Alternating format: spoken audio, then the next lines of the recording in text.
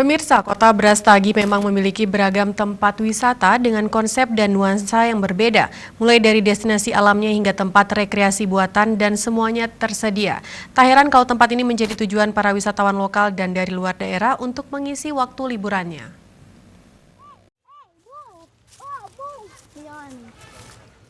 Desa Tongkoh. Desa ini dikenal sebagai salah satu lokasi kebun stroberi terbesar yang ada di Brastagi. Tak salah jika desa ini juga dijadikan sebagai lokasi agrowisata yang banyak dikunjungi para wisatawan. Begitu masuk ke Desa Tongkoh, Anda akan disuguhkan dengan pemandangan kebun stroberi yang luas dan tertata rapi.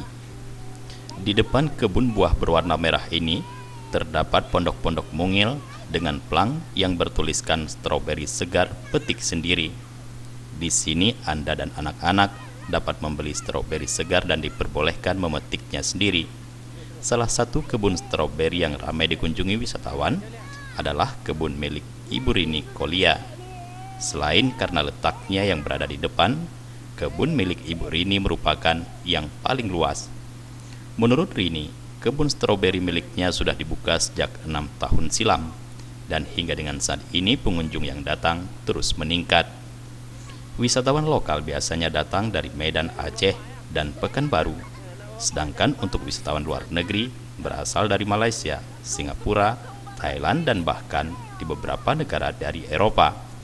Rini menambahkan, pengunjung tidak dipungut biaya apapun saat masuk ke kebun, dan pengunjung yang masuk akan diberi keranjang untuk tempat buah yang akan dipetik. Buah stroberi yang sudah dipetik akan ditimbang dan pengunjung akan dipungut biaya sebesar Rp100.000 per kilogramnya.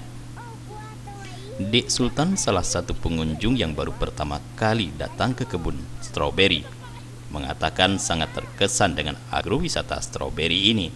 Selain dapat bersantai, anak-anak juga sangat senang dapat memetik buah stroberi langsung dari perdunya. Coba lihat, Dik. Coba lihat, Dik. Coba lihat. Lihat nih Sultan petik nih. Oh, buah terbaik. Dari kebun. Ah. Mustafa, Aceh TV.